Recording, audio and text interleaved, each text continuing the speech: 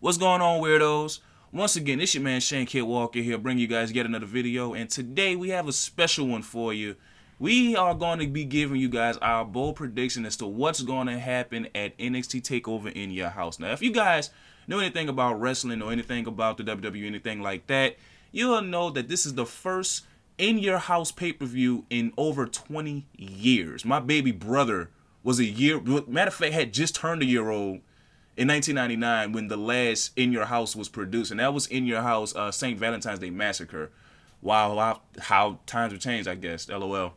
And so without further ado, I'm going to give you my predictions. As of right now, there are only 5 matches queued up, more to come within the upcoming days, hopefully.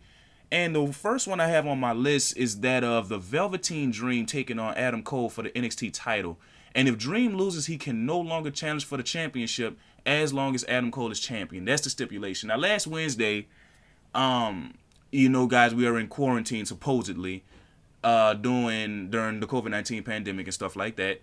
So what I saw on this past Wednesday night was it a FaceTime Skype call between William Regal. Shout out to William Regal. It was his first screen time in God knows how long. And NXT champion Adam Cole. And Adam Cole came up with the stipulation. Hey, look, if I win, I don't want him nowhere near me. I don't want him nowhere near the championship as long as I'm champion. William Regal agreed to kind of like one up Adam Cole in the way he said he'll pick the stipulation, pick the setting of the match, or wherever it's going to be. So here's the thing. Dream challenged for the championship maybe 3 weeks ago, if my memory serves me correct. And he came up short due to the Undisputed Era, causing running their normal interference and stuff like that, and so on and so forth. So I'm on the lines of, I'm going to boldly say that Dream is going to actually capture the championship because the stipulation is basically not so much a loser leaves town, but a loser don't touch me type situation. So if Dream doesn't go over here, Adam Cole maybe gets to run with the championship for like another year, maybe 6 months, if not a year. So I say the Dream goes over here and becomes your new NXT champion. Up next, we have Charlotte Flair taking on Rhea Ripley and Io Shirai in a triple threat match for the Women's Championship over on NXT. Now, here's the thing. Charlotte captured her second NXT Women's Championship this past April at WrestleMania, much to my personal chagrin, because even though I love Charlotte Flair, I think she's a great worker, she's a great promo, she's just all around great. She was very, very, very reminiscent of her dad, Nature Boy Ric Flair. But I was on the lines of, like, I don't think she necessarily needs it. But the only way I saw it as a fan was for her to bring more legitimacy to the championship. But other than that, I was just like, why put this championship on Charlotte? Okay, so maybe that's just my opinion. Maybe you guys agree, maybe not. Please let me know in the comment section below if you're watching and stuff like that. But Rhea Ripley had gotten over major when she was booked to win the NXT Championship. Matter of fact, before even at the Survivor Series, and here they are. These two are pitted against Io Shirai, who's actually a great worker herself, in this triple threat match. Now, here's my prediction for this match. Charlotte, I see her winning. I don't see the creative geniuses in the back taking the title off her anytime soon or anything like that. And I kind of would like to see Rhea Ripley further chase Charlotte, maybe at least until SummerSlam, which we don't know when that's going to be due to COVID-19.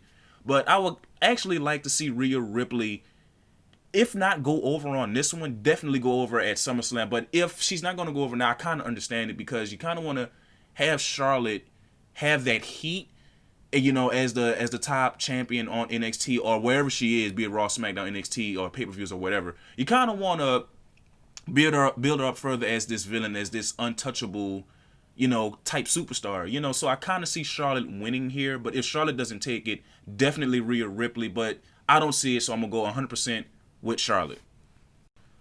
Up next, we have Finn Balor taking on Damian Priest. Now, here's the thing with this one.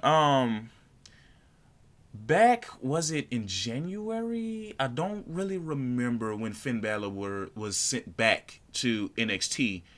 But ever since, it's been this Prince Devitt over in was it New Japan attitude, and I love to see it. I love a good heel. I love a good tweener. I love a good person that could tell a story in their own monotonous way, and that's what Balor's doing here. You know what I'm saying? So I'm gonna be honest with you. I don't see him going over on Damian Priest though. Like, if he goes over on Priest, it'll be kind of like a surprise, because I do feel like Balor's position in NXT right now is to kind of help put over younger talent. And if he wins here, okay, I'm not gonna be too shocked that he won. Okay, cool, because Balor's an established veteran. He knows the ropes to NXT. He's a 2-time NXT champion. The original longest reigning NXT champion. So I won't be shocked if Balor pulls it off. But I'm not gonna go with Balor actually because of what I just said. Maybe he's in NXT to help put these guys over, to help elevate, you know, the new faces, you know, the new incomers to the roster and stuff. So I'm gonna definitely go with Damian Priest in that realm. So I say Priest goes over because of Balor's positioning in the company. Next, we have Tommaso Ciampa, formerly of DIY, taking on Karrion Kross with Scarlett. Now, what I love about NXT, they're not afraid to kind of push the envelope, especially in what we call the PG era nowadays. They're kind of like, you know, introducing a little more edginess to what's going on, you know, compared to Raw and SmackDown. So I'm going to keep this one brief. Tommaso Ciampa, who I think he lost to Johnny Gargano in the last Heartbeat, final beat match that they had, the little cinematic match that WWE's been putting on ever since, you know, the pandemic took on the life of his own or whatever. So I want to say Ciampa goes over, but I don't know. I kind of want to leave this one to the booking committee in the WWE and in NXT, and kind of let them just kind of take me away. I kind of want to be surprised. But if I had to choose, I'm going to say Kross goes over here because he's developed so much heat already, and he's only been here, what, a month? Not even that. And he's already showing that he's able to hang with the top dogs in not just NXT, and entire WWE. So I say Kross goes over on Ciampa if I had to choose. And finally, the last match listed is Keith Lee taking on Johnny Gargano for the NXT North American Championship. Now, ladies and gentlemen, let me say this to you all. I am a fan of Keith Lee. I think he's one of the better big men of the last 15 years in the WWE. He's agile. He's a great worker. He's great. And yes, he and Mia Yim are in a relationship, FYI. But I also love Johnny Gargano. I love the new heel persona that he's doing so well and stuff like that. And then last week on NXT, Keith Lee and Mia Yim, they kind of spoofed the Garganos having dinner and stuff, like having a, you know, typical Gargano conversation and stuff. And they kind of Keith Lee and Mia Yim the hell out the situation. It was pretty funny. But Johnny Gargano was a former NXT North American champion, as well as a former NXT champion. So there's not really much for Gargano to really accomplish anyway. So with that being said, I'm going to have to go with Lee defending the championship. But I may be wrong. Because Gargano has been, this new heel persona has been, you know, kind of on a roll for him. And I kind of appreciate what the WWE's been doing, how they've been booking him to look strong, even against, you know, all odds, even when he was a face. So, but again, if I had to choose, I'm definitely going with Keith Lee, who's the current NXT North American champion, to retain his championship belt. Do you agree with my picks?